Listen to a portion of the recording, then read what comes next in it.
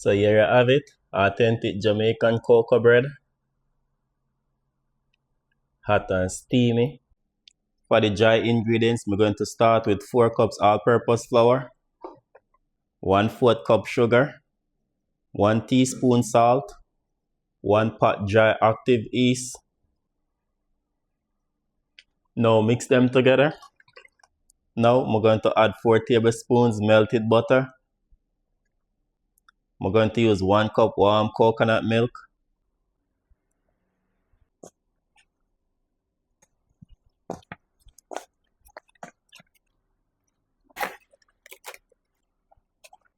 So I'm going to leave it right here on the counter to prove for 2 hours. It is already 2 hours. See how it look?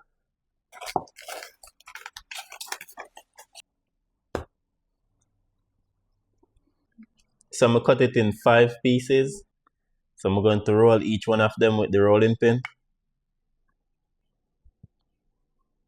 Now before I fold it, I'm going to brush butter on it.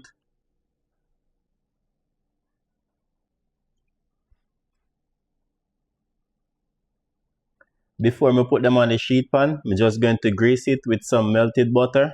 So this is how the cocoa bread them look. Now I'm going to make them rest for 45 minutes before I put them in the oven.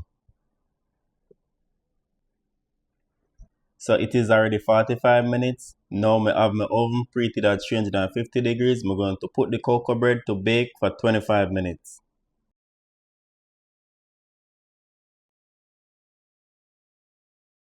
Here you have it. So here you have it, authentic Jamaican cocoa bread. Hot and steamy. Look at this.